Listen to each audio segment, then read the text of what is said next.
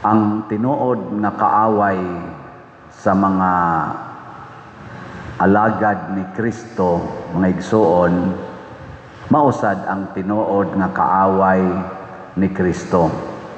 Ug unsa may tinuod nga kaaway, mao ang sala. Si Herodes o si Herodias, mga makasasala to sila, nagkabit-kabit man. Lingi ay mong tupad, na nakasuway kag pangabit. Niyagwagay siya kasuway, na ay nagkabit-kabit sa imong kaliwat. Na sala na siya. Ang atong tendency, kasagaran, maglago ta sa nakasala. Sama na karong atong mga politicians, ang mga kunuhay diya sa Marcos Group, nga nang ilang giakyos ang Vice Presidente nga nakasala, uban ang kalagot. Mao bitaw si Senador De Lima, ni violate siya sa kanang rule sa korte nga inig hatag nimo introduction sa witness, dili ka maghimo og conclusion of law. Pero tungod lagi siyang kalagot ni Sarah, lungot-lungot, iya ginghimuan bisag kapila na siya gibadlong, hangtod gyud noon nga gipahunong siya sa presiding judge. Kalagot. Nyag maglagot na ganita, dili na maigo sa atong gitawag og rational or professional way ang atong mga actions. Mo nang moingon ta, mura magdili professional. Nakaron si Juan nga magbubunyag, si Propeta Jeremias, og si Jesus, og ang mga santos, daghan ang gipangpatay sa naglagot nila. Pero sila namatay nga way kalagot. Gilingian sa di mong tupad, na kay kontra karon, na kay gikalagutan, dili ka sumusunod ni Kristo. Ang atong kaaway mao ang sala. Nya tungod kay sala man ang pagpangabit, ang gisintro gyud ni Juan, dili maayo nga ang imong gibuhat. So dili si Herodes mo iyang kontra, kung dili ang gibuhat ni Herodes og ni Herodias. Pero si Herodes og si Herodias, kay mga sadaan man, ang ilang kontra mao si Juan, ilang gipapriso. Matod pa ni Senador Marcolita, na priso na aron siya, ingon siya, di ko mohonong sa pagpadayon, pagpangitag kamatuoran, mahitungod ni ining flood control scam. Kaya ang iyang gihimog yung kontra mao ang flood control scam. O unsa may kamatuoran ni ana, iya kuno nang padayonon bisag tuan na siya sa prisuhan. Ana ba? Karon dinhi sa atong katilingban, sa kalibutan, ni aning gubat, ni anirong pinatyanay, nga naman, tungod kay ang sala, dili na mao'y kontras mga leaders. Ang ilan ng kontra, ang ilan ng kaatbang sa politika, ang ilan ng kaatbang sa business or kakompetensya sa ilang mga tumong sa kinabuhi. Tao na ang gikontra ron sa mga katawhan. Ang ilan ng isig katao, nalimtan na ang tinuod natong kontra ang sala. Unsa may buhaton sa sala nato, kanang sala moguba na og relasyon. Basta moso na ganang sala, moguba gid nag relasyon. Si Jeremias diris unang pagbasa, giingnan sa mga leaders, angay ni siyang patyon, angay patyon. Pero si Jeremias niingon, ako pwede ra gyud ko ninyog patyon, pero di gyud ko mohonong pagsulti nga nakasala mo. biyai ang inyong sala, kay mao ginay mulaglag ninyo. Kay ang sala muguba gid nag relasyon. Ikaduha, ang sala mo patay na og kinabuhi, lawas og kalag. Mupatay nag kinabuhi, dili lang lawas, apil yung kalag. Mao na katapusan ang sala mudala na nato padung sa impierno. Ingon ana kangilad ang sala. Unya magtago ni siya sa tao.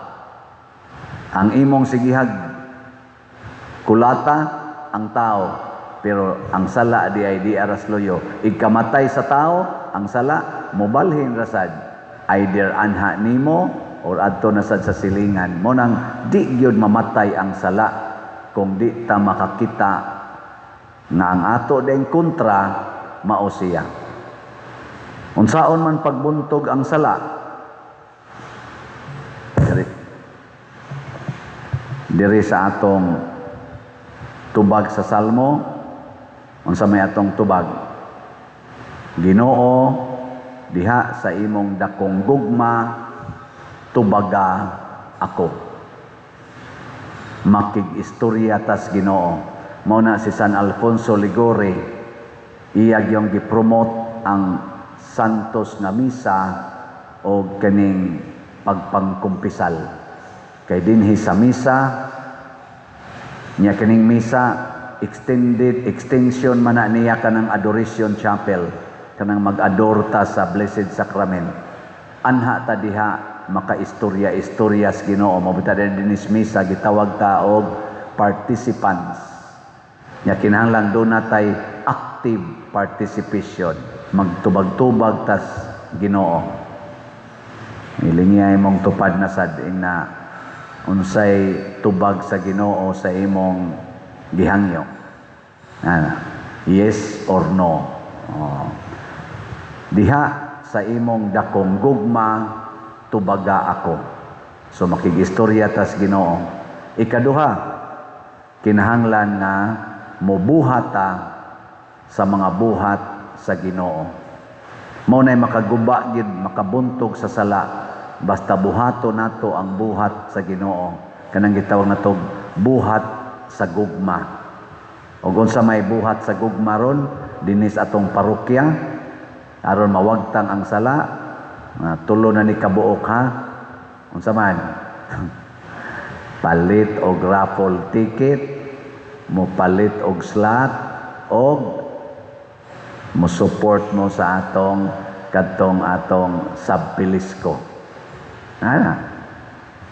Ang atong raffle ticket tag 200 gihapon, nya ang atong sinugdanan sa numero ako dig balik-balikon para di mo mailad, og mopalit mo raffle ticket or mamaligya mo raffle ticket, siguro ang gikan na sa 80,001 hangtod pataas. So 800,001 nya pataas. Nya ang atong raffle draw ani adto ni sa December 8 nga mao atong Christmas party. Unsa may mahitabo kung ato yung paliton ang atong mga raffle tickets, mga 190,000 ni kabuok. Matukod, natukod naman ang atong Adoration Chapel, mahuman ang atong 5 ka projects. Ang bell tower atong mahuman, ang bagong CR atong mahuman, ang kanadihang Walk of Apostles ato nang mahuman, o kining atong mga lingkuranan mailisan. Maunay kaayuhan bunga sa atong gugma para sa parokya. Ikaduha, ang atong mga slots. Unsa gitingan sa atong slot karong bag-o, kauswagan o panalipod ni Santiago o ni Birhen sa Pilar. KPS BP. Nya, tagpila ni 100 pesos. Unsay pila ni ka slots? 40,000 ka slots. 100 pesos. Asa man ni kutob? Kutob ra ni karong October 2026. Tingali October 10 kay nagplano pa man ta, wala pa ma-final nga second Saturday na of October ang atong kaning pista sa Pilar. Dili na nato itunong sa 12. Nganuman tungod kay naataroy bag-ong gi-introduce kaning Camino Festival. Mao ni ang highlight, usas mga highlights sa atong kaning Birhen sa Pilar nga celebration, Camino Festival. Unya karon sang Agosto 21 to 23 ang atong Paris Youth Day. Mao nang kinahanglan tarog budget. So pamalit na mo og slot na KPS BP. Mga igsoon, ang ikatulo mao ang atong cooperative. Ang paghigugma nato sa simbahan, iagi nato aning among gitukod nga cooperative dito sa Liloan, ang Subpilisco, San Vicente Ferrer Liloan Service Cooperative. Naanitay kulumbari nga atong gibaligya kaning mga niches bitaw nga butangan sa bukog ug sa abo. Dili ni siya menterios lawas, bukog ug abo. Niya kung abo inyong ibutang katong earns, mga upat ka earns ang masod. Niya kung bukog, mga duhara ka bukog ug parison, usa ka bukog, duha ka earns. Unsa may kaayuhan nga mahatag ani? Una, na natay maayong lugar, usa ka building, mga 7-story building nga adunay nindot nga facility alang sa atong pagduaw sa atong remain sa atong mahal kinabuhi. Di na ta magantos ngadto sa menteryo nga overcrowded, init pa, abog pa, unya maglibog na kaghaing lubong sa imong mahal kinabuhi tungod sa kadaghan o kagubot. Balhin na nato diha. Ikaduha, ang proceeds niini itabang nato sa simbahan o ipalambo sa katilingban kay cooperative man ni siya. So kining mga butanga gitawag nig maayong balita sa paghigugmaay. Sama ni San Alfonso o sa mga santos, doon na sad sila gi-introduce sa ilang kinabuhi para mulambo ang katilingban o ang simbahan. Kita sad karon kitay mga buhi nga San Alfonso Ligore, mao sad ni ang atong misyon aron ibilin tani sa nagsunod nato.